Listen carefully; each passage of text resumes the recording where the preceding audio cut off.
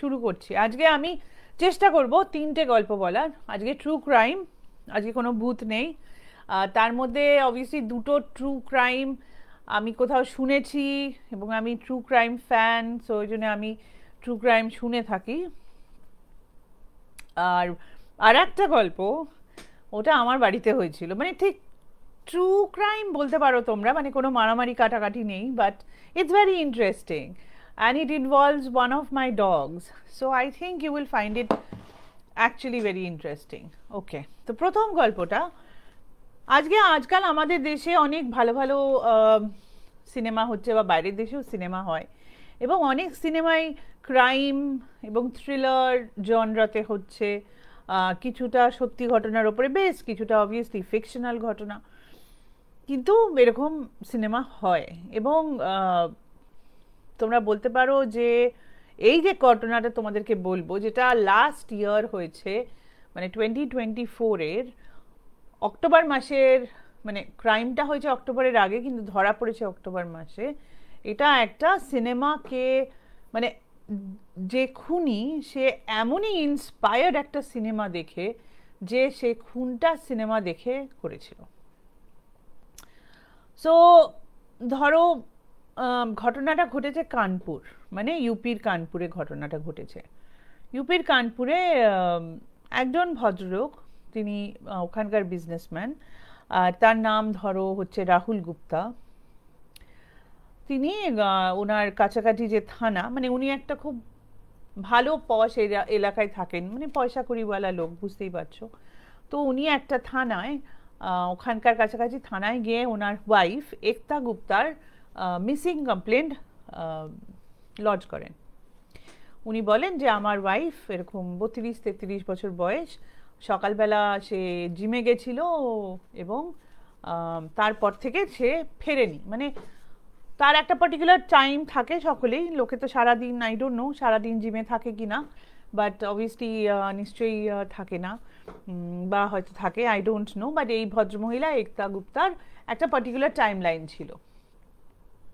তো উনি যখন সেই টাইম লাইনটা পেরিয়ে যাওয়ার পরে যখন উনি বাড়ি ফেরেননি, অবভিয়াসলি ওনার হাজবেন্ড এবং বাড়ির লোকেরা খুব চিন্তিত হয়ে পড়েছিলেন এবং পুলিশে খবর দিয়েছে। এবার পুলিশের একটা নিয়ম আছে যে যদি অ্যাডাল্ট লোক হয়, মানে ধরো বাচ্চা না, আন্ডার 18 না যদি হয়, তাহলে পরে police takes about 24 hours before they even lodge a complaint, right?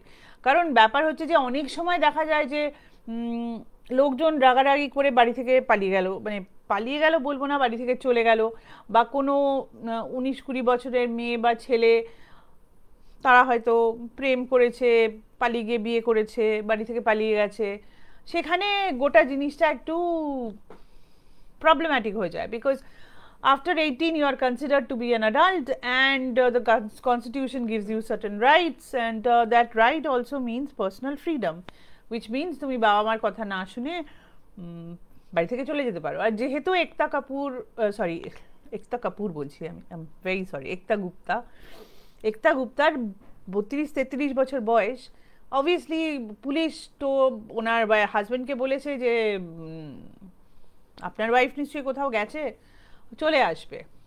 তো যাই হোক, ওরা বলেছে 24 ঘন্টা ওয়েট করতে হবে। তো এই ভদ্রলোক রাহুল গুপ্তা এবং বাড়ির লোকেরা জানে যে একতা কখনো এরকম কাজ করে না, সেই জন্য তারা কোনো মতে 24টা ঘন্টা পেরিয়ে আবার পুলিশের কাছে এসে বলছে না না আপনি কমপ্লেন লিখুন, ও এটা একরকম, এটা একদমই ওর, মানে she is not like this, like সকলের একটা পার্টিকুলার স্বভাব থাকে, she is not like this, she will not just run away. So police গোটা জিনিসটাকে ক্যাজুয়ালি নিয়ে দেখবো করছে, মানে they were not very serious about it. কারণ পুলিশের মনে হয়েছিল যে গোটা জিনিসটা স্বামী স্ত্রীর একটা ব্যাপার এবং স্বামী স্ত্রীর মধ্যে কোনো ঝামেলা হয়েছে, ওয়াইফ চলে গেছে, তো ওরা ওই নোন জায়গায় গিয়ে খবর নিয়েছে, যেরকম বউয়ের বাপের বাড়ি, বন্ধুদের কাছে ইত্যাদি জায়গায় খবর নিয়েছে যে এ কোথাও চলে গেছে কিনা। ভদ্রলোক কিন্তু রাহুল গুপ্তা কিন্তু প্রথম থেকে পুলিশকে বলেছে যে আপনি ওর জিমে যান, ওর জিমে একজন ট্রেনার আছে যে ওকে খুব মানে ডিস্টার্ব করছে, মানে কয়েক সপ্তাহ থেকে, তার উপরে খবর নিন। জিম ট্রেনারের নাম হচ্ছে বিমল সোনি। বলছে যে আপনি, আমার পুরো সন্দেহ এই বিমল সোনির ওপরে, গিয়ে বিমল সোনিকে খবর নিন। তো পুলিশ গেছে, গিয়ে খবর নিয়েছে, এবং খবর নেওয়ার পরে পুলিশ জানতে পেরেছে যে যেদিন থেকে একতা গুপ্তা মিসিং সেদিন থেকে বিমল সোনিও মিসিং, মানে তাকেও কেউ জিমে দেখতে পায়নি। বাট এটার পরেও police did not take anything seriously. মানে বিমল সোনির বাড়ি গেছে, বিমল সোনির লোকজনের সাথে কথা বলেছে, জিমের লোকেদের সাথে কথা বলেছে, বাট দ্যাটস অ্যাবাউট ইট। তাই সেই করে মানে কেস ওরা আর কোথাও এগোচ্ছে না, কারণ ওদের কাছে কোনো ক্লু নেই, দ্যার ইজ নো ক্লু। তোমরা বলতে পারো যে এখন ক্লু নেই মানে কি, এখন তো মোবাইল ফোন ট্র্যাক করতে পারে, বাট মোবাইল ফোন তখনই পুলিশ ট্র্যাক করবে যখন পুলিশ কিছু করবে। পুলিশ তো কোনো কাজই করছে না। মোবাইল ফোন ট্র্যাক করা বলেই তো ট্র্যাক একদিনে হয়ে যায় না, গোটা জিনিসটার সময় একটা গোটা মানে একটা পারমিশন লাগে, ইত্যাদি ইত্যাদি ব্যাপার। রাহুল গুপ্তা মানে ওনার যতটা ক্ষমতা, ওনার যতটা নেটওয়ার্ক, সেই মধ্যে উনি কানপুর, তারপরে ইউপি, তারপরে দিল্লি, সমস্ত জায়গায় উনি জোর লাগিয়েছেন। মানে এই ঘটনাটা ঘটেছে জুন মাসে 2024 সালে। এবার আমরা আস্তে আস্তে আস্তে আস্তে অক্টোবর মাসে 2024 সালে চলে এসেছি, মানে 4 মাস মতন হয়ে গেছে। উনি মানে রোজই প্রায় পুলিশ স্টেশন যাচ্ছেন, রোজই একে চিঠি লিখছেন, ওকে চিঠি লিখছেন, prime minister's office, chief minister's office, কারুকে বাদ রাখেননি উনি করতে। মানে আস্তে আস্তে উনি মানে গোটা জিনিসটার উপরে উনি প্রেশার বিল্ড করতে শুরু করছেন। তো এই প্রেশার বিল্ড করার জন্যে খানিকটা পুলিশের মহলেও দেখো একটা তো কথা উঠবেই, মানে কোথাও না কোথাও গিয়ে একটা তো কি বলে, একটা চেকস অ্যান্ড মেজার ব্যালেন্সেস তো কোথাও না থাকে, একটা তো কোনো মানে আজকালকার দিনে সোশ্যাল মিডিয়ার জামানাতে এত সহজে সব কিছু কার্পেটের নিচে চাপা দেওয়া যায় না। আর মানে আজকাল সকলের হাতে ভিডিও, সকলে একটা ভয়েস হয়েছে, which is good and bad in both wedge, but in this case it's good. পুলিশের ওপরে খানিকটা চাপ বানাচ্ছে। তো ওরা তখন 3 মাসের মাথায়, 3 মাসের মাথায় বিমল সোনির বাড়ির লোকেদের ফোনগুলো সার্ভেলেন্সে লাগিয়েছে, এবং একতা গুপ্তা এবং বিমল সোনির ফোন রেকর্ডস বার করার জন্য বলেছে। তো এই করতে করতে অক্টোবর মাসে ওরা একটা ফোন পায়, মানে ওই সার্ভেলেন্সের সময় ওরা একটা ফোন কল শোনে, যেখানে বিমল সোনি কোনো একটা রিলেটিভের সাথে কথা বলছে যে ওর পয়সা শেষ হয়ে গেছে, না কীরকম পয়সা চাই, something like that, in this line কথা হচ্ছে। তখন পুলিশের একটু টনক নড়েছে যে ওয়াই পয়সা চাইছে, আর এ কোথায়, মানে ওয়ের ইজ হি, ওই এ কোথায় আছে। তো ওরা ফোন কল ট্র্যাক করেছে, করে ওকে কানপুরের কাছাকাছি একটা জায়গা থেকে তুলেছে। তুলে ওকে বলছে যে তুমি এখানে বসে আছো কেন, বাড়ি যাওনি কেন। ও তখন ও গা গু পি পি পু পু অনেক কিছু করেছে, কোনো কথা বলছে না। তারপরে তখন অবভিয়াসলি যখন ও ধরা পড়েছে, তখন এই রাহুল গুপ্তারা এসে সবাই মিলে বলছে ওকে জিজ্ঞেস করো, ওকে জিজ্ঞেস করো কোথায় আছে কোথায় আছে। তখন প্রথমে ওকে যখন জিজ্ঞেস করা হয়েছে, ও বলেছে, বিমল সোনি বলেছে যে একতা কাশ্মীর চলে গেছে, ওর এখানে ভালো লাগছিল না, তো কাশ্মীরে চাকরি নিয়ে চলে গেছে। তখন পুলিশ বলেছে যে ইয়ার্কি মারছো, যে লোকটা তার কোনো মানে তার জিনিসপত্র কিছু না নিয়ে সে কাশ্মীর চলে গেছে। আজকালকার দিনে উইদাউট অ্যান আধার কার্ড আমরা কিছু করতে পারি না, there is nothing that we can do really. ব্যাংকের অ্যাকাউন্ট খোলা বলো, ট্রাভেল করা বলো, কোথাও গিয়ে চাকরি পাওয়া বলো, কোথাও গিয়ে বাড়ি নেওয়া বলো, বা whatever you have to do, we need an identity card নেওয়া, we need an Aadhaar card. তো বিনা আধার কার্ড নিয়ে কোনো টাকা পয়সা ছাড়া সে কাশ্মীর চলে গেছে। তাহলে কাশ্মীর যদি ও গিয়ে থাকে তাহলে আমাদের খবর দাও কোথায় কাশ্মীর। যাই হোক, এটা হয়নি। তারপরে পুলিশ একটু পুলিশের মতন করে ওকে জিজ্ঞাসাবাদ করেছে, করার পরে ও বলেছে আমি একতা গুপ্তাকে মেরে ফেলেছি। তখন পুলিশ বলেছে কোথায় মেরে ফেলেছো, কোথায় বডি, কোথায় মেরে তো ফেলেছো, বডি কোথায়। তো যে বডি আমি ওই কানপুরের কাছে ধরো নদী আছে, সেই নদীতে ফেলে দিয়েছি, ভিজে গেছে। এটাও পুলিশের ঠিক বিশ্বাস হয়নি। তখন পুলিশ ওকে জিজ্ঞেস করছে কেন মেরেছো, কেন মেরেছো, মেরেছো কেন, ওয়াই। তখন বিমল সোনি একটা গল্প শোনায় ওদেরকে। সে গল্প হচ্ছে যে আজ থেকে 6-8 মাস বা আগে যখন একতা গুপ্তা আসে জিমে মেম্বারশিপ নেয় এবং জিম ট্রেনিং বা ট্রেনার একটা জিম থেকে ট্রেনার থাকে, ট্রেনার হিসাবে ওকে বলা হয় জিম থেকে যে একতা গুপ্তাকে হেল্প করতে, এবং সেই সূত্রে দুজনের মধ্যে একটা কিছু হয়ে যায়। মানে according to Bimal Soni, Ekta Gupta was having an affair with him, but যেহেতু Ekta Gupta is not present এবং তার হাজব্যান্ড বারবার বলছে যে একতার কারোর সাথে অ্যাফেয়ার ছিল না, গোটা জিনিসটা ইজ ভেরি ফিশি। ঠিক আছে, অ্যাফেয়ার ছিল, তারপরে কি হয়েছে, তাহলে মারলে কেন?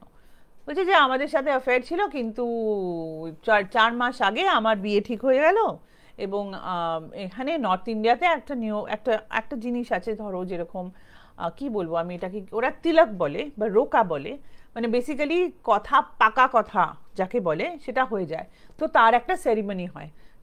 ইউপিতে ওটাকে তিলক বলে এবং পাঞ্জাবে ওটাকে রোকা সেরিমনি বলে। মানে বেসিক্যালি দুজন দুজনকে বিয়ে করবে, এটা ঠিক হয়ে গিয়ে একটা দুটো পরিবারের মধ্যে একটা ফাংশন হয়, এবং সেটা সবাইকে জানানো হয় যে এর সাথে রোকা হয়ে গেছে, বেসিক্যালি মানে they are going to get married. So ওর নাকি তিলক হয়ে গেছিলো, এবং সেটা শুনে Ekta Gupta gets very angry এবং ওকে বলে যে তুমি বিয়ে করছো কেন।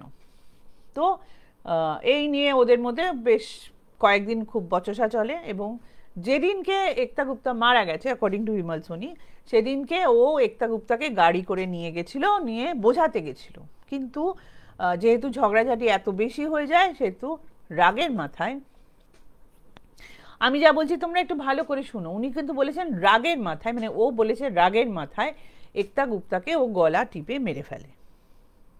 ওকে, crime of passion, it is possible, crime of passion is possible. অনেক সময় মার্ডার প্রিমেডিটেটেড হয় না, তার মানে হচ্ছে যে কেউ চিন্তা করে ভাবনা করে যেটা মার্ডার করে সেটাকে প্রিমেডিটেটেড বলে।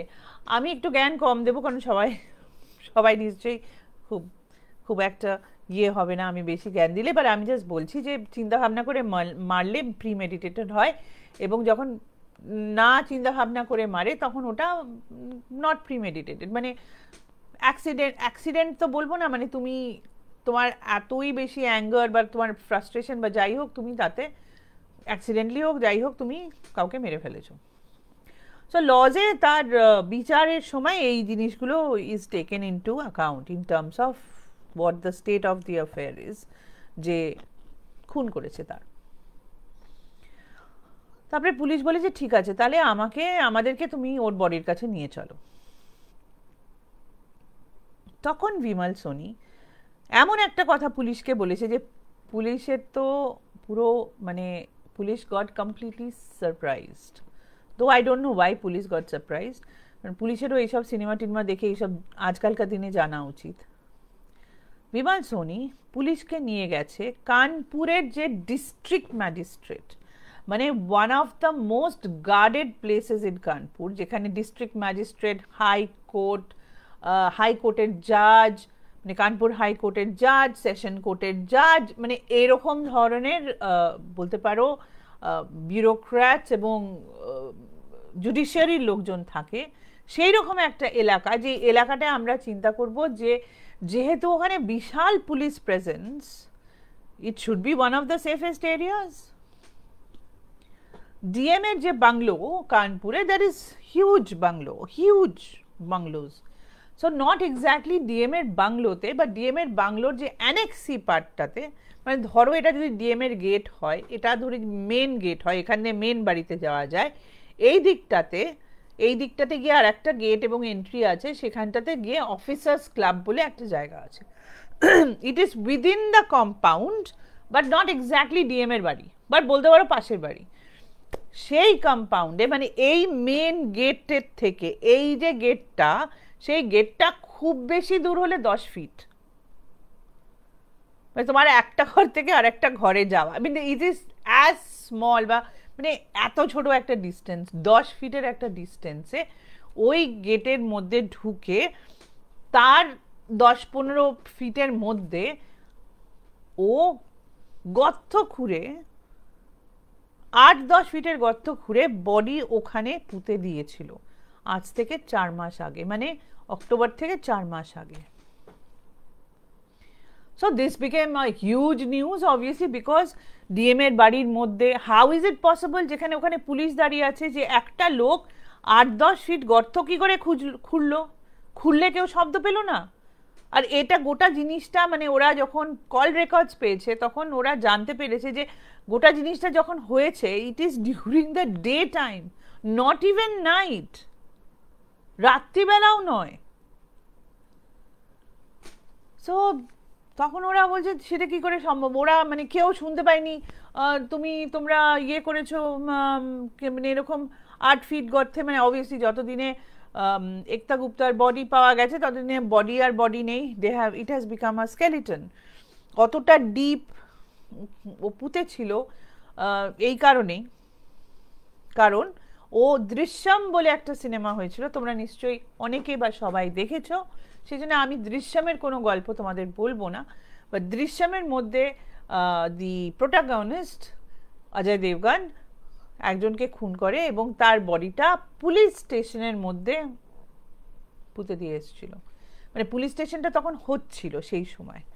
এবং অবভিয়াসলি পুলিশ ধন্যে হয়ে খুঁজেও সেই বডি পায়নি, কারণ police had no idea that যেখানে ওরা বসেছিল তার তলায় ওই বডিটা আছে। এখানেও এক্স্যাক্টলি তাই, পুলিশের নাকের সামনে দ্য বডি ওয়াজ দেয়ার।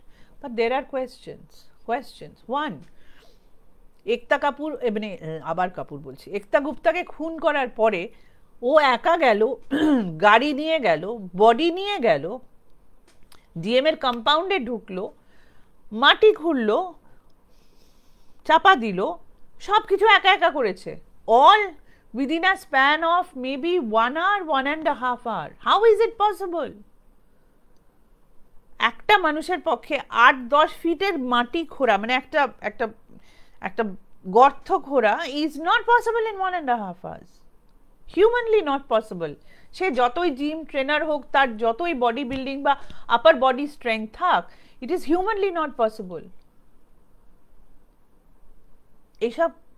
এইসব এখনো পর্যন্ত under investigation, nobody nose, because মানে সন্দেহ যেটা হচ্ছে সেটা হচ্ছে যে ও একা কাজ করেনি, ওর সঙ্গে লোক ছিল।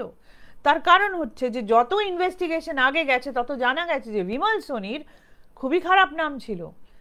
অলরেডি বছর 3 ধরে ওর আগেনস্টে অনেক কমপ্লেন্টস এসছে, 2টো জিম থেকে ওকে বের করে দেওয়া হয়েছে ওই মেয়েদের সাথে মানে ব্যাড বিহেভিয়ারের জন্যে। কিন্তু যেহেতু ওর কানেকশনস খুব হাই, মানে যেহেতু ও আইএস আইপিএস ইত্যাদি ইত্যাদি অফিসারদের বাড়িতে ওর যাতায়াত ছিল, তাদেরও স্পেশাল ট্রেনার ছিল, ও কখনো ধরা পড়েনি বা ও কখনো ইনভেস্টিগেটেড হয়নি।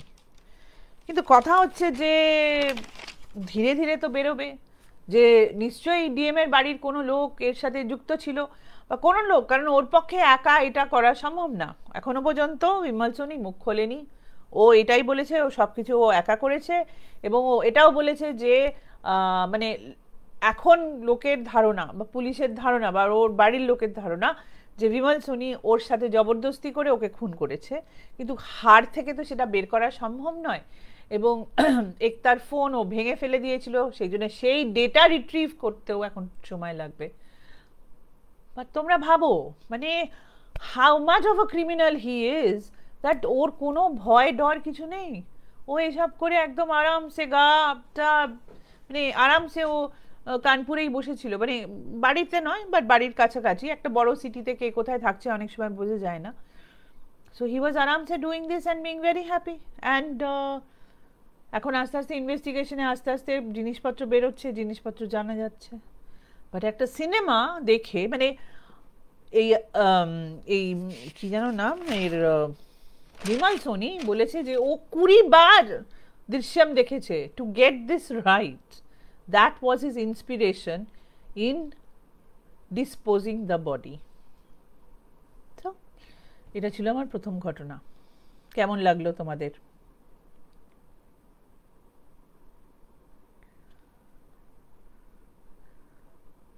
আমি দেখছি কিছু এখানে ওকে এসেছে। Okay okay, thank you Arupa, thank you Rita, hi Sanjukta, thank you so much for coming. আচ্ছা, বাংলায় পাটিপত্র বলে। ওকে, আচ্ছা, আমি এটা শুনেছিলাম কিন্তু এক্স্যাক্টলি জানতাম না। হ্যাঁ, completely pre planned Arupa, completely pre planned. Okay, so let me come to the next story. এটা মানে আমার আজকে গল্পের যেটা থিম, দুটো গল্পে, তিন নম্বর নয়, দুটো গল্পের 3 নম্বরের সাথে একটু মিল আছে। হচ্ছে যে মানে বডি পাচার করা লোকে কিভাবে করছে আজকাল, সেটা মানে এক তো কেটে ফেটে ফেলে দিচ্ছে, সুটকেসে ভরে দিচ্ছে, ড্রামে ভরে দিচ্ছে, মানে বিতিকিচ্ছিরি ব্যাপার হচ্ছে এখানে ক্রাইমের। বাট দিস ওয়াজ ভেরি, মানে this was, I don't know, inspired by a movie. The next one is crazy. যখন আমি শুনেছি এই গল্পটা তখন আমার মনে হয়েছে যে উফ, টু কমপ্লিকেটেড। বাট তোমরা শোনো। একজন ভদ্রমহিলা যার বয়স এখন এই বছর মানে 2025-এ গিয়ে তার বয়স হবে 30, আ ইয়াং গার্ল, ভদ্রমহিলা বলা উচিত না, মহিলা বলছি, ভদ্রটা ইউজ করবো না তার নামের আগে। তার নাম হচ্ছে নিহারিকা। নিহারিকা ব্যাঙ্গালোরের মেয়ে, মানে ব্যাঙ্গালোর, কর্ণাটকার মেয়ে, ব্যাঙ্গালোর বলা উচিত না, কর্ণাটকার মেয়ে। ছোটবেলা নিহারিকার বাবা মারা যায় এবং নিহারিকা খুব কি বলবো, দুঃখে কষ্টে তাকে বড় হতে হয়েছিল। কিন্তু সে খুব এক্সট্রাঅর্ডিনারি স্টুডেন্ট এবং সে ভালো পড়াশোনা করে ইঞ্জিনিয়ার হয়ে যায়, which is very good. Just a minute.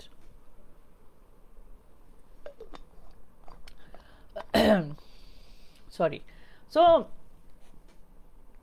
Niharika engineer হয়ে যায় এবং ইঞ্জিনিয়ার হয়ে যাওয়ার পরে সে ব্যাঙ্গালোরে অনেক বড় বড় বা একটা দুটো বড় কোম্পানির সাথে কাজ করে ভালো রোজগার করতে শুরু করে, মানে she becomes a young professional. এবার হঠাৎ নিহারিকার মনে হয় যে সে ভালো রোজগার করছে, সে ভালো চাকরি করছে, তার বিয়ে করে সংসার করা উচিত। তো যেরকম কথা সেরকম কাজ, বা যেরকম আগে থেকে হয়তো তার সম্পর্ক ছিল কারোর সাথে, তো সেই রকম একজন ছেলের সাথে তার বিয়ে হয়। বেশ 1 বছর বিয়ের পরে তাদের একটি বাচ্চা হয়, দে হ্যাভ আ কিড। এবং সেই বাচ্চার যখন 2 বছর বয়স,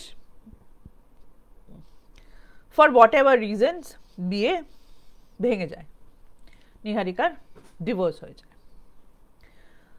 ওকে, ডিভোর্স হয়ে যায়, কিন্তু ও সবসময় চাকরি করতো, সেই জন্যে ওর মানে অত কিছু প্রবলেম হয়নি। ও আবার চাকরি করতে শুরু করে, আবার জীবন ভালোভাবে বাঁচতে শুরু করে, বাচ্চাকে মানুষ করতে শুরু করে। এইভাবে আরও বছরখানেক, বছর 2 কেটে যায় এবং কাজের সূত্রে, বুঝতেই পারছো, যেহেতু ও ইঞ্জিনিয়ার ছিল, আইটি সেক্টরে কাজ করতো। আইটি সেক্টরে অনেক জায়গায় অফিসেস আছে, যেরকম মেন অফিসেস আছে, মানে অনেক জায়গায় আছে, তার মধ্যে মেন হচ্ছে তোমার ব্যাঙ্গালোর, হায়দ্রাবাদ এবং দিল্লি নয়, হরিয়ানা, গুরগাঁও। তো ওকে কাজের সূত্রে ব্যাঙ্গালোর থেকে গুরগাঁও আসতে হতো ওদের কোম্পানির কাজে। এবার এই আসা যাওয়ার মধ্যে আরেকটি ছেলের সাথে ওর ভাব হয় এখানে হরিয়ানাতে, এবং over a period of time, যেহেতু নিহারিকার বয়স খুব বেশি ছিল না এবং সেই ছেলেটিরও বয়স, সে ওর মতনই বয়সী, তাদের মধ্যে আবার একটি প্রেম ভালোবাসার সম্পর্ক জন্মায় এবং নিহারিকা বিয়ে করে সেই ছেলেটিকে। সেকেন্ড টাইম নিহারিকার বিয়ে হলো। এবার বিয়ে করার পরে নিহারিকা ব্যাঙ্গালোর থেকে চলে আসে থাকতে গুরগাঁওতে, ওর কোম্পানি থেকে ট্রান্সফার নিয়ে নেয়, আর ওর ছেলেটা এখানকার ছেলে। আবার সব কিছু 6 মাস, 8 মাস, 10 মাস ভালো চলেছে। তারপরে হঠাৎ একদিনকে নিহারিকার বাড়িতে পুলিশ আছে, হরিয়ানা পুলিশ, এবং পুলিশ এসে নিহারিকাকে বলে যে আপনি আন্ডার অ্যারেস্ট, মানে আপনাকে কাস্টাডিতে নেওয়া হচ্ছে। ও তো মানে একদম পুরো যাকে বলে গাছ, মানে একদম আকাশ থেকে পড়ে যায় যে কি ব্যাপার, এটা কি হচ্ছে।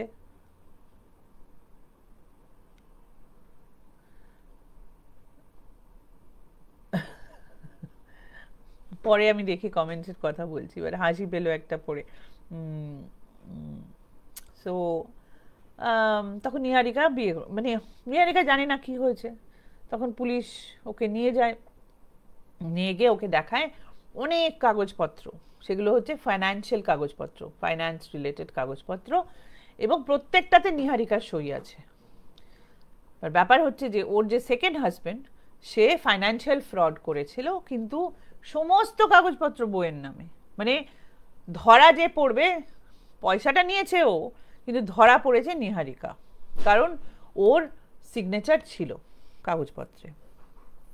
This is a rule, because যেহেতু ওই হাজবেন্ডের কোনো সিগনেচার ছিল না, ল ওকে ধরতে পারে না। দে নো, বাট সাজেশন বা এরকমই তো হয় না, মানে তোমাকে প্রমাণে ধরতে হবে। তো ধরা পড়েছে নিহারিকা, এবং বিচারে নিহারিকার জেল হয়।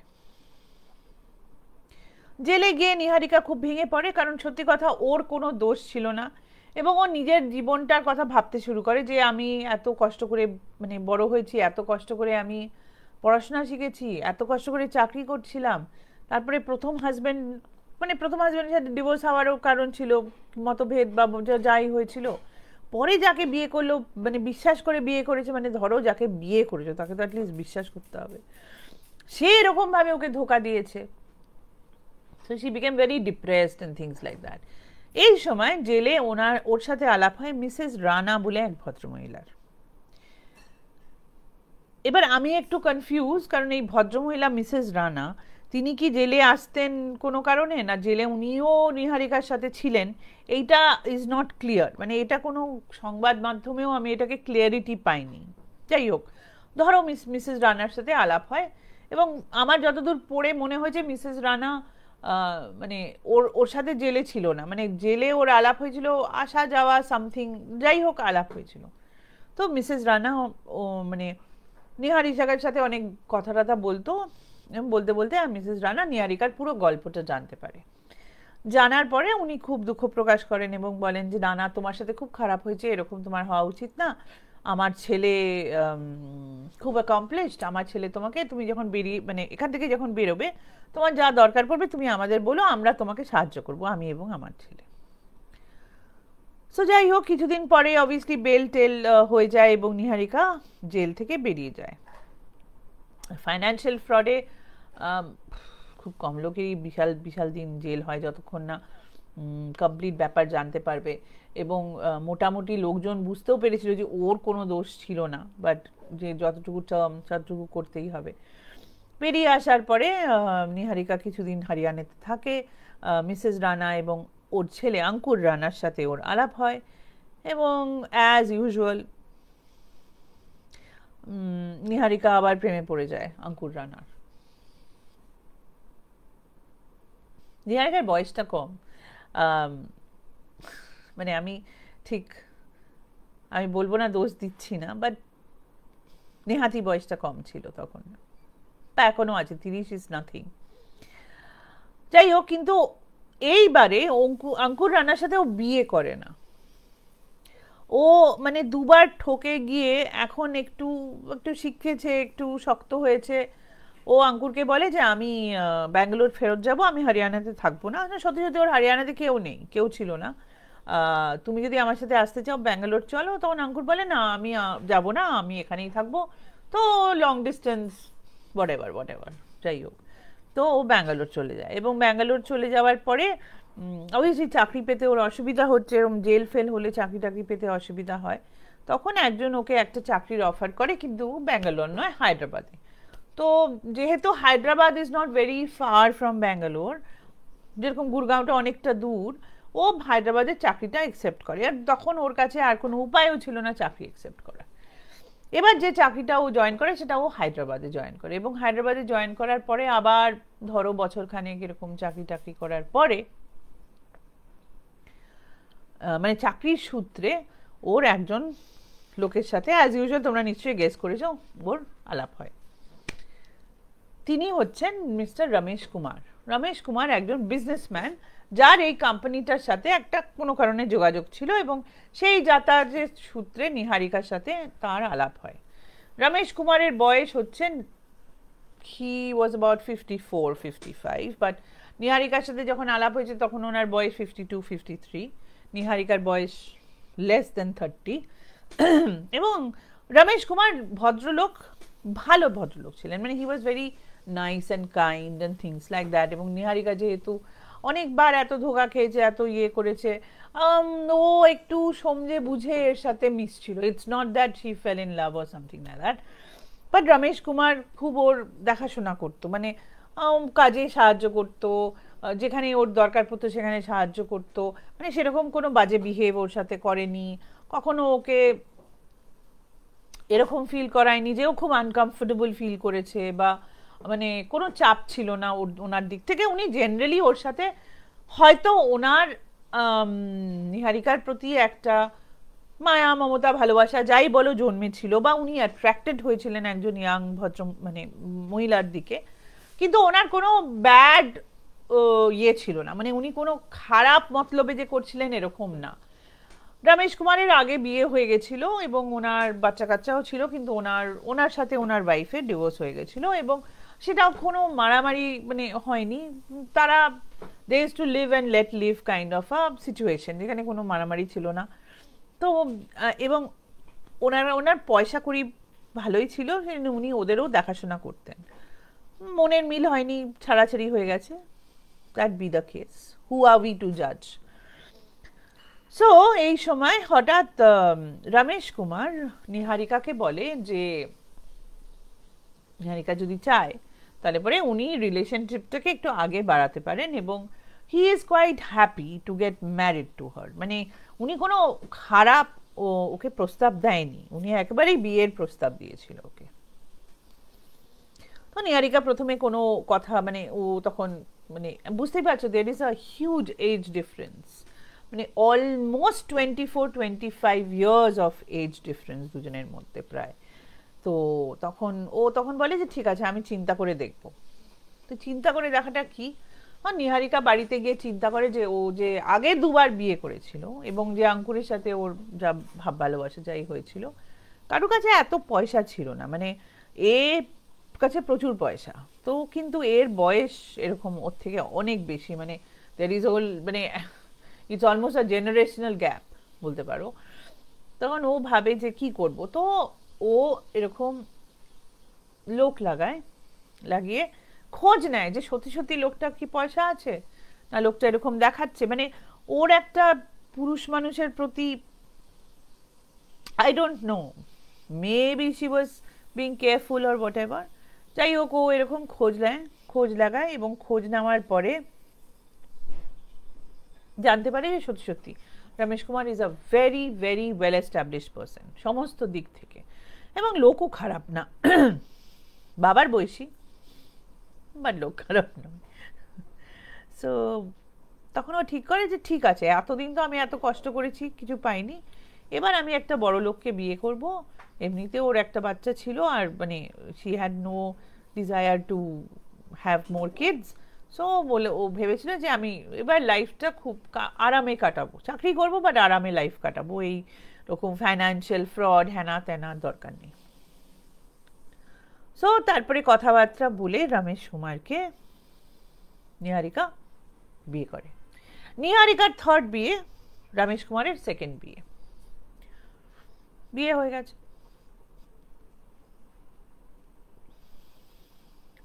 প্রথম 2-3 মাস খারাপ কাটেনি, অনেক গিফট পেয়েছে, অনেক পয়সাতে প্রথমে এসছে, রমেশ কুমারের প্রচুর সম্পত্তি, সেই সব দেখে টেকে ঘুরে টুরে হানিমুন করে টোরে প্রথম 2-3 মাস ভালোই কেটেছে, কিন্তু প্রথম 2-3 মাস ভালো কাটার পরে নিহারিকা স্টার্টেড গেটিং বোর্ড।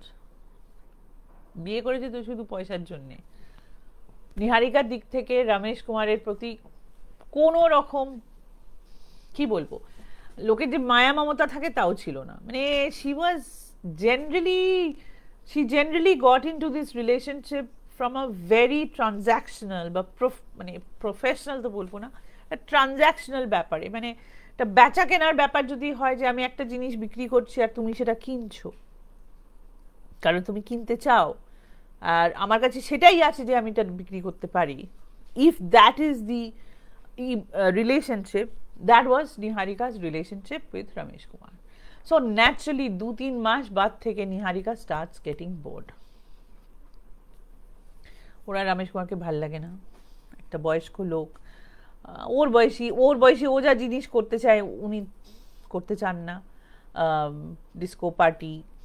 তা তিনি মানে একটা 28-29 বছরের ছেলে বা মেয়ে, সে তার একটা একরকমের লাইফ হয়।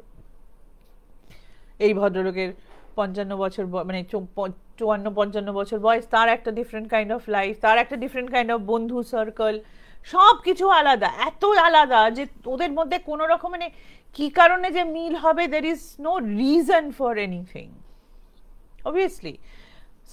Also the relationship that a husband and a wife shares, they don't even have that, because obviously he whatever. So নিহারিকা তখন শুরু করে অঙ্কুরের সাথে আবার সম্পর্কটা শুরু করে, মানে অঙ্কুরের সাথে ওর কোনোদিনই সম্পর্ক শেষ হয়নি, ওটা চলতেই ছিল on the background, that relationship was working. এবং হায়দ্রাবাদে থাকার সময় ওর যে ভেট ছিল, মানে যে ভেটেরিনারিয়ানের কাছে ও কুকুর বা বিড়াল যাকে নিয়ে যেত, সেই ভেটের সাথে যে প্রায় ওর বয়সী, তার সাথে আর একটা অ্যাফেয়ার শুরু হয়। So Niharika is married for the third time. She's having an affair with Ankur. She's also having an affair with this veterinarian, যার নাম হচ্ছে নিখিল। সো এইসব করার পরে একটা সময় নিহারিকার মনে হয় যে আমি যদি রমেশ কুমারের কাছ থেকে পয়সা বার করতে পারি, খানিকটা সেটেলমেন্ট মানি বার করতে পারি, তাহলে পরে আমি জীবনে সেট হয়ে যাব, আর তারপরে আমি আমার মতো থাকতে পারবো। কিন্তু আমার একটা সেটেলমেন্ট মানির দরকার, কারণ ওর মাথায় এটা সবসময় চলছিল যে রমেশ কুমারের মানে আগের একটা ওয়াইফ আছে, সেটার কথা ছেড়ে দাও, তার ছেলে মেয়ে আছে, কিন্তু তার সম্পত্তি তো পুরোটা ও পেয়ে যাবে, কোনো there is no hard and fast rule. So একে বলে যে তুমি একটা সম্পত্তি বিক্রি করে আমাকে টাকা দিয়ে দাও। তখন রমেশ কুমার বলে যে ঠিক আছে, তোমার যদি তাই মনে হয়, তোমার যদি কমফোর্টেবল হয় তাতে, তাহলে আমি তাই করব। তো ঠিক আছে, আমি চিন্তা করে দেখছি। কিন্তু ও চিন্তাই করতে থাকে, কোনো কাজ করে না, মাসের পর মাস বেরিয়ে যাচ্ছে। এবং তারপরে একদিনকে, এটাও লাস্ট বছরই মানে 2024-এই হয়েছে, নভেম্বর মাস নাগাদ ও জানতে পারে যে রমেশ কুমার তার একটা মানে হায়দ্রাবাদের এক্স্যাক্টলি কোথায় আমি ঠিক জানি না, বাট সেখানে একটা বিশাল বড় সম্পত্তি ছিল, যেটা বিক্রি করে প্রায় 8 কোটি টাকা পেয়েছে। তখন ও রমেশ কুমারকে বলে যে ওই 8 কোটি টাকা আমার নামে ফিক্সড ডিপোজিট করে দাও, নিহারিকা বলে। তখন রমেশ কুমার বলে কেন, পুরো 8 কোটি টাকা তোমাকে কেন দিয়ে দেবো, এমনিতেও আমার যা আছে সেটা তো তুমি পাবেই, খানিকটা তো তুমি পাবেই, তো তোমার এখন এত টাকার কি দরকার, খানিকটা টাকা তোমাকে আমি দিয়ে দিচ্ছি, কিন্তু পুরো 8 কোটি টাকা তোমাকে দেবো না। কিন্তু নিহারিকার তো 8 কোটি টাকায় মন আটকে গেছে, ওর তো মনে হচ্ছে যে আমি 8 কোটি টাকাটা পেলে এই বিয়ে থেকেও বেরিয়ে যেতে পারি। মানে I think she was planning to marry Ankur for the 4th time. Capability আছে, ওকে, shouldn't be laughing.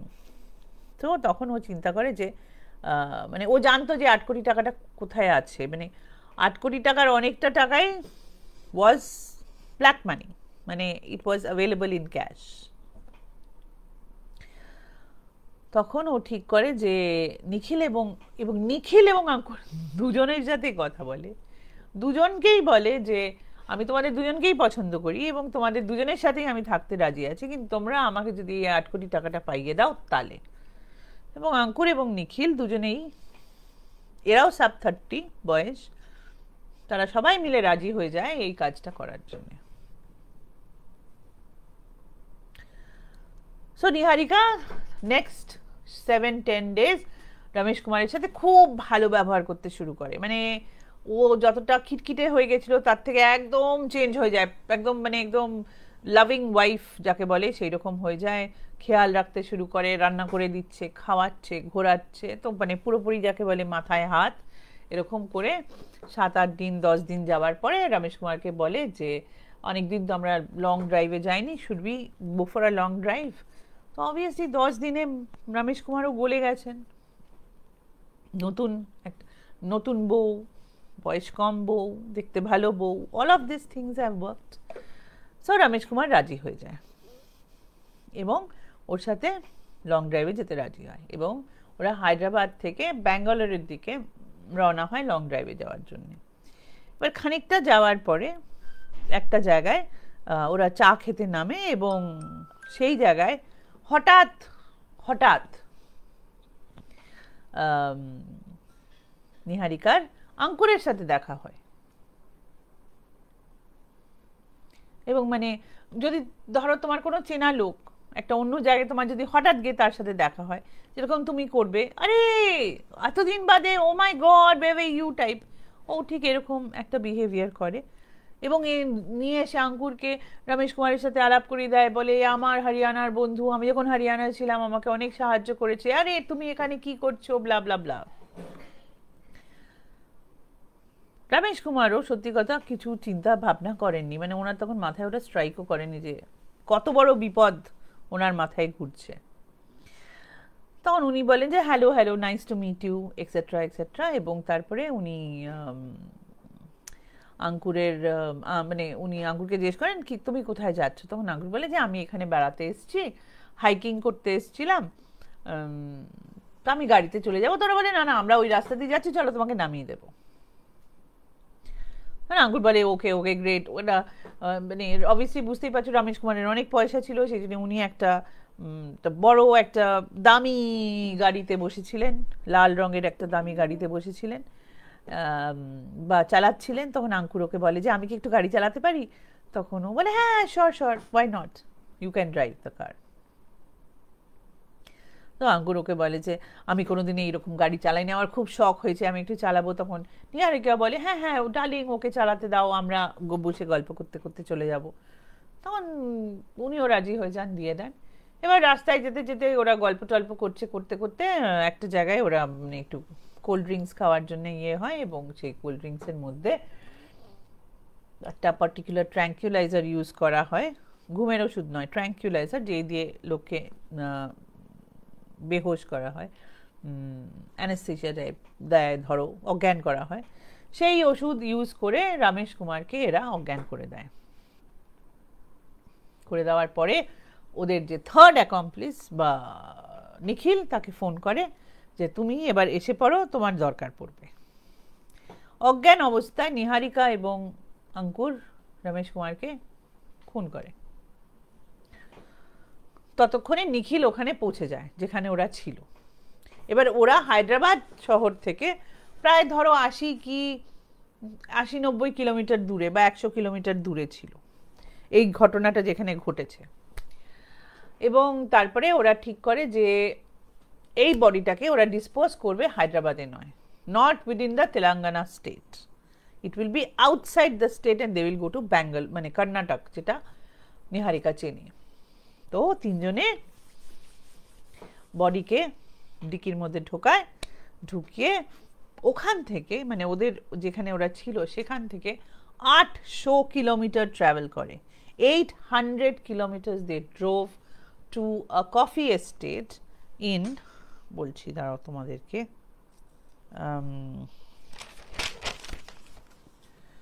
কোডাগু বলে একটা কফি এস্টেট আছে কর্ণাটকাতে, সেখানে ওরা বডিটা নিয়ে যায়। নিয়ে গিয়ে নিখিল যে পরে এসেছিল, তার কারণ হচ্ছে নিখিল অনেকগুলো জিনিস এনেছিল। একটা হচ্ছে একটা ব্ল্যাঙ্কেট এবং এক্সট্রা পেট্রোল বা গ্যাসোলিন বা ডিজেল হোয়াট এভার, সেগুলো নিয়ে এসেছিল সেই কফি এস্টেটে। সেই কফি এস্টেটটা নিহারিকা চিনতো, মানে ওখানে কোথায় কি করা যেতে পারে ও জানতো। সেই কফি এস্টেটের একটা নির্জন জায়গায় নিয়ে গিয়ে ব্ল্যাঙ্কেট দিয়ে বডিটাকে ভালো করে ঢেকে ওরা ওপরে পেট্রোল ডিজেল ঢেলে বডি জ্বালিয়ে দেয়। এবং তারপরে খুশি খুশি গাড়ি নিয়ে নিখিলের মতন বাড়ি চলে যায়। ওরা মানে আঙ্কুরের মতন কোথাও চলে যায় এবং নিহারিকা চলে আসে ফেরত নিজের বাড়িতে। বাড়িতে ফেরার পরে আবার 24 ঘন্টা 48 ঘন্টা বাদে নিহারিকা যায় পুলিশ স্টেশনে, গিয়ে মিসিং কমপ্লেন লেখায় নিজের হাজবেন্ডের নামে, যে ইনি কার সাথে মিটিংয়ে বেরিয়েছিলেন, তারপরে আর বাড়ি ফেরেননি। এবার দুদিন বাদে 3 দিন বাদে তেলেঙ্গানা পুলিশ না সরি কর্ণাটকা পুলিশের কাছে একটা অর্ধেক জ্বলা হুয়া একটা বডি তারা ওই কফি এস্টেট থেকে পায়, কিন্তু সেখান থেকে তারা কোনো রকম ইনফরমেশন খুঁজে পায় না, কারণ সব কিছুই জ্বলে গেছিল। এবং তেলেঙ্গানা পুলিশের কাছে একটা মিসিং কমপ্লেন্ট আছে। এই যে দুটো এক, এটা পুলিশের বুঝতে সময় লেগেছে, তো কোনো ক্লু পাচ্ছে না ওখানে কে এসছে, কার বডি, কাছাকাছি লোকের বডি, মানে গোটা জিনিসটা আস্তে আস্তে আস্তে আস্তে ওরা খুঁজতে শুরু করেছে কোথায় কি কোথায় কি কোথায় কি। তখন এখন যেরকম হয় যে লোকে মানে পুলিশ সিসিটিভি এখন সমস্ত জায়গায় আছে, এবং সিসিটিভি দেখাটা একটা খুব মানে CCTV has been very helpful. So CCTV দেখতে শুরু করে, সিসিটিভি দেখতে দেখতে দেখতে দেখতে ওরা 1 কিলোমিটার দূরে একটা এই লাল রঙের এই পার্টিকুলার গাড়িটাকে দেখতে পায়। এবং এই গাড়িটা এতই দামি এবং এতই মানে এতই কি বলবো জায়গাটার সাথে যে কোনো ম্যাচ নেই, কারণ কফি এস্টেটটা একটা গ্রামের মতন, এবং গ্রামে অত দাম দিয়ে কেউ গাড়ি কেনে না, বা ওই আপার লেভেলের গাড়ি কারুর নেই। আর গাড়িটা যেহেতু লাল রঙের গাড়ি, ইট স্ট্যান্ডস আউট, তো ওরা ওই গাড়িটাকে দেখতে পায়। এবার গাড়িটার কতটা ইম্পর্টেন্স তখনও পুলিশ জানে না, কিন্তু পুলিশের মনে একটা সন্দেহ হয়, এবং ওরা ওই গাড়িটাকে স্টার্ট ফলোয়িং আদার সিসিটিভি ফুটেজেস টু সি যে গাড়িটাকে কোথাও দেখতে পায় কিনা। এবং ওরা একটা সময় দেখতে পায় যে স্টেট বর্ডার ক্রসিংয়ে এই গাড়িটা আছে, এবং ওই গাড়িটার মধ্যে স্টেট বর্ডার ক্রসিংয়ে যখন ওর গাড়িটা দেখতে পায় তখন ওর গাড়ির মধ্যে 3 জন লোককে ওরা দেখতে পায়, 1 জন মহিলা আর 2 জন পুরুষ মানুষ। এবং তারা দেখে যে তেলেঙ্গানা স্টেটে ক্রস করে যাচ্ছে। তখন ওরা তেলেঙ্গানা পুলিশের কাছে যায় যে আমাদের কাছে, এবং অনেক চেষ্টা করে টোরে ওরা গাড়ির যে নাম্বার প্লেট তার খানিকটা অংশ, বেশ খানিকটা অংশ ওরা রিকভার করে, মানে ওই হাই রেজ ইমেজ দিয়ে ওরা বের করে এবং খোঁজ করে। এবং যতক্ষণে ওরা তেলেঙ্গানা পুলিশের কাছে যায় ততক্ষণে তেলেঙ্গানা পুলিশের কাছে যাওয়ার সময় মানে কর্ণাটক পুলিশ জানতে পারে যে এই গাড়িটা রমেশ কুমারের নামে এবং রমেশ কুমার মিসিং। তখন ওরা তেলেঙ্গানা পুলিশের কাছে যায় এবং তেলেঙ্গানা পুলিশ এবং কর্ণাটক পুলিশ জয়েন্টলি তখন নিহারিকার কাছে যায়। নিহারিকার কাছে গিয়ে এইসব কথা বলে, এবং প্রথমে অবভিয়াসলি পুলিশ গিয়েই নিহারিকাকে ধরে ফেলেনি, কারণ ওদের হাতে কোনো প্রমাণ ছিল না, কিন্তু ওর বাড়িতে গাড়িটা দেখে তখন পুলিশের মনে মনে একটা সন্দেহ হয় এবং ওকে কোয়েশ্চেন করতে শুরু করে। এবং কিছুদিন যাওয়ার পরে অবভিয়াসলি বুঝতেই পারছো পুলিশ যখন কোয়েশ্চেন করে তখন তোমার আমার মতন তো কোয়েশ্চেন করে না, তাদের একটা নিজস্ব ধরন আছে কোয়েশ্চেন করার, এবং সেই কোয়েশ্চেনের ইয়েতে Niharika breaks down and tells the whole story. Nikhil arrested হয় হায়দ্রাবাদ থেকে, এবং অঙ্কুর অ্যারেস্টেড হয় আই থিঙ্ক উত্তরাখণ্ড থেকে, এবং তারা এই গল্পটা এদের কাছ থেকে জানতে পারে যে this is the convoluted story of grid of, আমি কি বলবো যে সত্যি নিহারিকার জীবনে প্রথমে হয়তো খুব দুঃখ ছিল এবং ওর সাথেও খারাপ হয়েছিল যে ওকে বিনা কারণে ওকে জেল খাটতে হয়েছিল, but that does not mean that she is going to kill somebody. মানে পয়সার লোভ এতই বেড়ে গেছিল একজনের যে মানে এই 3 জনেরই বয়স আজকে 2025 30 হবে, তাদের সকলেরই বয়স যখন তারা মার্ডার করেছে 28-29, মানে ধরো তাদের পুরো জীবনটা পড়ে আছে। অ্যান্ড দ্যাট বাচ্চা দ্যাট নিহারিকা হ্যাজ, সেই বাচ্চাটার কি হবে? তার না থাকলেও মানে হয়তো তার বাবা তাকে দেখাশোনা করে, আমি ঠিক জানি না, কিন্তু তার মা তো তার জীবন থেকে এইভাবে বেরিয়ে গেল, সেটা তো তার জীবনে সবসময় দাগ হয়ে থাকবে যে মা কাউকে খুন করেছিল 8 কোটি টাকার জন্য। রমেশ কুমারের ভুল বলতে পারো তোমরা, একটা অত কম বয়সের মেয়েকে বিয়ে করা, obviously it is not the right thing to do, but ভদ্রলোক that way was not bad. এবং তার এইভাবে মরে যাওয়া, যেহেতু বিয়ে করেছে সেহেতু তাকে মরে যেতে হবে এরকম তো নয়, মানে he didn't do anything wrong to have such a horrible end, and so that was the story, like total crazy people. এবার আমি দেখি তোমরা কি কমেন্টসে বলছো, কারণ আমি ফোনে দেখছি, so I have to look here. Okay, আমি তখন হাসছিলাম কারণ সুচরিতা বলেছে যে সিনেমা বানানো তো দেখছি মুশকিল হয়ে গেছে। True that, true that. হ্যাঁ তনু, বাট সিনেমা ব্যান করা যায় না, মানে আমাদের দেশে না হলে অন্য কোনো দেশে হবে। Crime has inspired cinema and cinema has inspired crime. হ্যাঁ বয়স কম গীতাদি, বুদ্ধি কম ছিল, বাট বুদ্ধি কম ছিল বলতে পারবো না তো।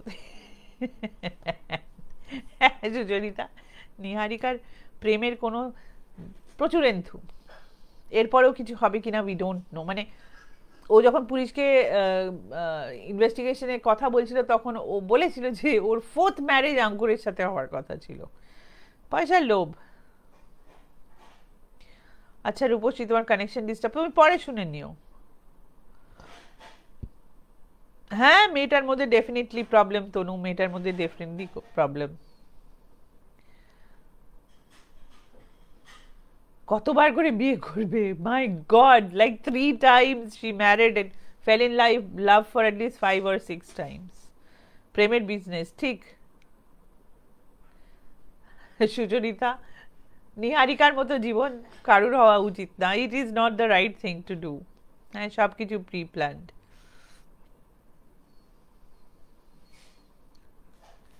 না প্রিয়দর্শিনী, নো প্রবলেম, আমি জানি তুমি এখন অনেক কাজে বিজি আছো, তুমি পরে শুনো। তুমি যেরকম রাত্রিরে আমার গল্প শুনে ঘুমাও সেরকম গল্প শুনে ঘুমিও।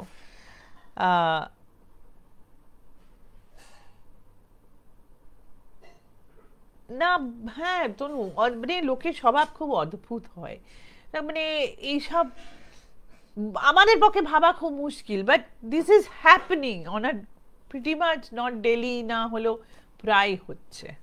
তো যাই হোক, এই ছিল আমার দুটো গল্প। আমার বাড়ির যে গল্পটা সেটা ছোট, তোমাদের ছোট করে বলে দিই। 9টা মানে 10টা প্রায় বাজে, তোমরা যদি বলো আর 5-10 মিনিট থাকবে তাহলে আমি বলে দেবো। কেউ একজন কমেন্ট করো please.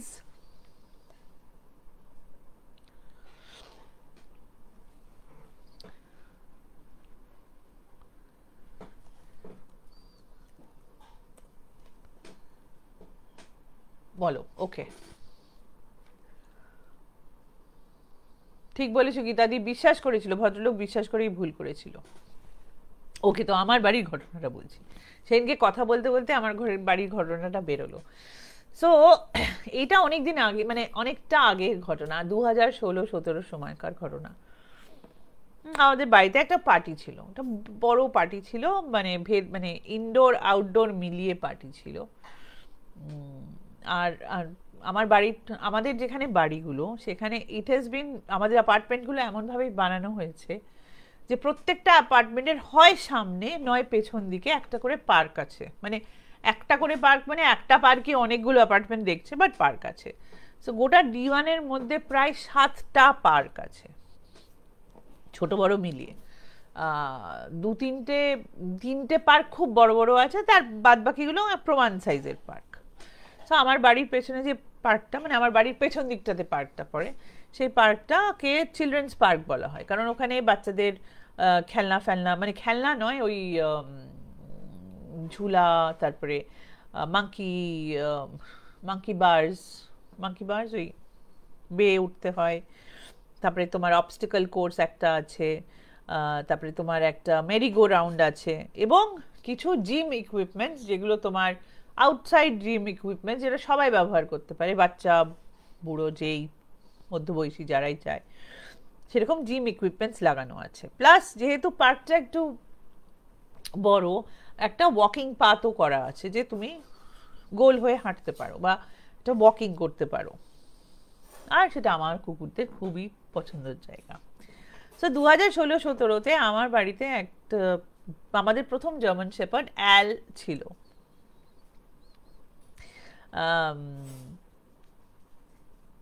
অ্যাল was a gentle giant, বিশাল একটা বড় চেহারার কুকুর, কিন্তু ভীষণ জেন্টল, ভীষণ লাভিং ছিল।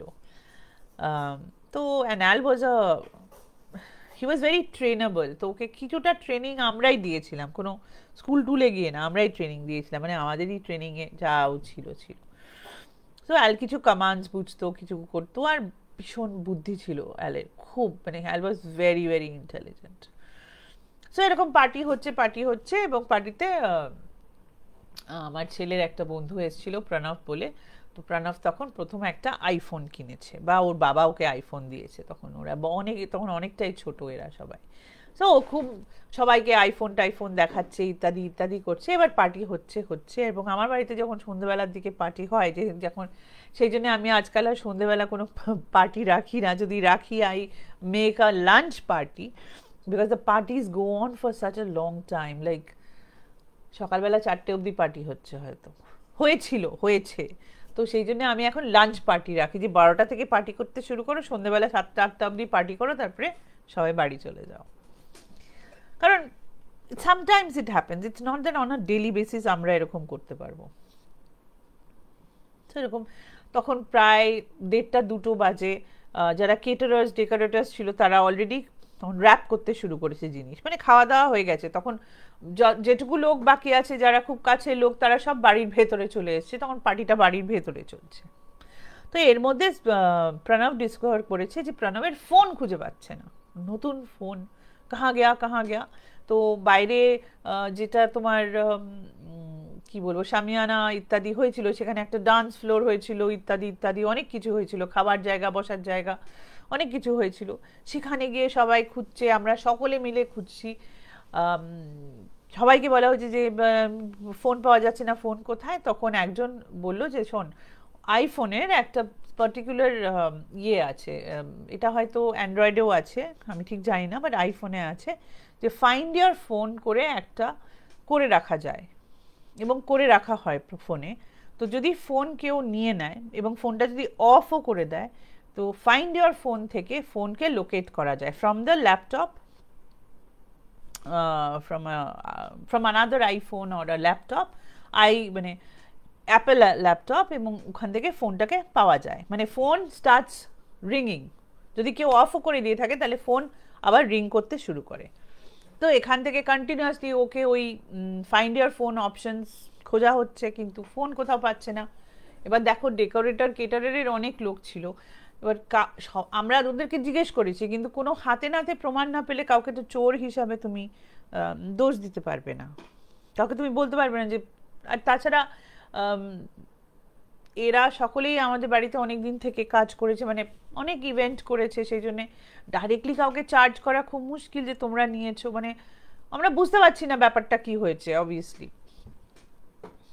তখন যারা আমাদের বাড়িতে হেল্প করেন, যারা হেল্পিং হ্যান্ড আছেন, যারা বাড়ির হেল্পিং হ্যান্ড, এবার তারা মানে কিছুটা খানিক, মানে এরকম করে 1/2 ঘন্টা 15 মিনিট, মানে 1/2 ঘন্টা 45 মিনিট হওয়ার পরেও সকলের এনথুজিয়াজম আস্তে আস্তে কমতে শুরু করেছে, যে তুই হারিয়ে ফেলেছিস, ও খুব দুঃখ পাচ্ছে, মানে ওকে সবাই বলছে জানা, don't worry will get you another phone, blah blah ব্লা।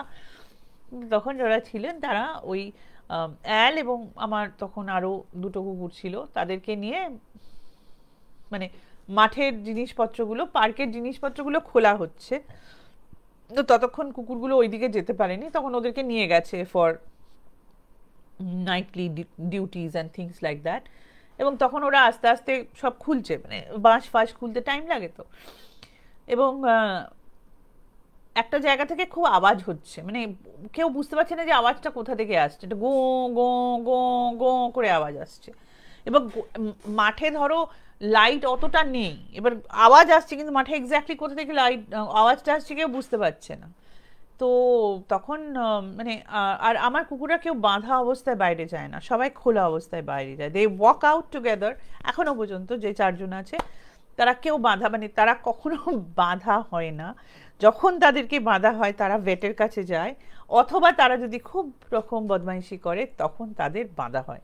তাছাড়া they never are tied. So when they are tied, they know they either are going to the vet or they have done something terrible, so they are tied up. So ওরা একদম খোলা অবস্থায় যায়, কাজ করে, যা যা করার করে খোলা অবস্থায় নিজেরাই ফেরত চলে আসে। মানে অবভিয়াসলি বি আর দেয়ার, এরকম না যে একা ছাড়া গরুর মতো ঘুরে বেড়াচ্ছে। তো ওখানে অ্যালকে ছেড়ে দেওয়া হয়েছে এবং অন্য কোনো ছেড়ে দেওয়া হয়েছে।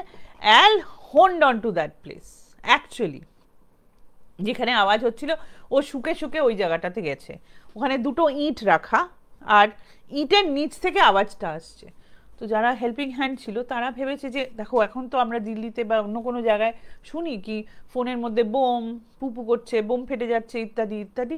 তো ওরা খুব ভয় ভয় ইঁটগুলোকে সরিয়ে মাটি খুঁড়েছে, মানে ইটের নিচে প্রায় এতখানি মাটি খুঁড়েছে, মাটি খুঁড়ে ওইটা পেয়েছে। এবার ওইটা যে প্রণবের ফোন সেটা এরা জানতো না। তো ওরা ফোনটাকে নিয়ে এসে বাইরে রেখে দিয়েছে ভয়ের চোটে, যে বাবা কি জানি এটা ফেটে যাবে, কি হবে, কেন ফোনটা কন্টিনিউয়াসলি বেজে যাচ্ছে, মানে রিঙ্গারটা অফ ফোনের, কিন্তু ফোন ভাইব্রেট করে যাচ্ছে। তখন ও রেখে রেখে দিয়েছে। তারপরে ওরা খানিকক্ষণ বাদে এসে আমাদেরকে বলেছে যে আমরা এরকম একটা জিনিস পেয়েছি, তোমরা এসে দেখবে এটা কি, আমরা বুঝতে পারছি না। তখন সবাই গেছে, গিয়ে দেখে প্রণবের phone. So Al actually found Pranab's phone. So sorry, we don't know যে এটা কে করেছিল। আমাদের ধারণা যে ডেকোরেটরের লোকেরা, কেটারের লোকেরা আমি বলছি না, কারণ ওরা মোস্টলি ভেতর দিকে কাজ করছিল। ডেকোরেটরের অনেক লোক এসেছিল খোলার জন্য, তাদের মধ্যে 2-1 জন সন্দেহজনক ছিল, এবং তারা খুব বুদ্ধি করে ফোনটাকে বন্ধ করে মাটির তলায় রেখে দিয়েছিল ইট চাপা দিয়ে। ওরাই জানতো কোথায় আছে, আমরা কিন্তু কেউ জানতাম না ওই বড় পার্কের মধ্যে কোথায় আছে। অ্যাল ছাড়া আমরা ওটা খুঁজে পেতাম না, এবং ওরা হয়তো যাওয়ার সময় ওখান থেকে ফোনটা তুলে নিয়ে যেত। So this was crime in our house story.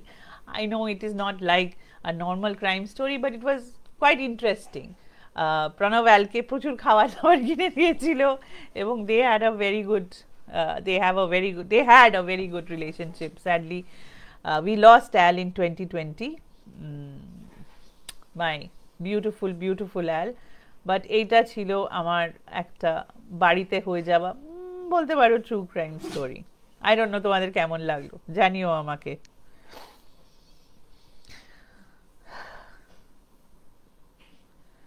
হ্যাঁ ঠিক কথা প্রিয়দর্শিনী, কাউকে বিশ্বাস করা যায় না, ঠিক। Yes, they are very loyal. হ্যাঁ, গীতাদীপ স্মার্ট ওয়াচ থাকে, কিন্তু তখন ওর স্মার্ট ওয়াচ ছিল না, তখন ওর শুধু ফোনটাই ছিল। তখন 2016-17-তে Apple was just becoming like a craze over again phone হিসাবে, স্যামসাং চলার পরে, মানে এনিওয়ে তুমি জানো এইসব। যাই হোক, so this were my 3 stories. আশা করি তোমাদের ভালো লেগেছে আজকে।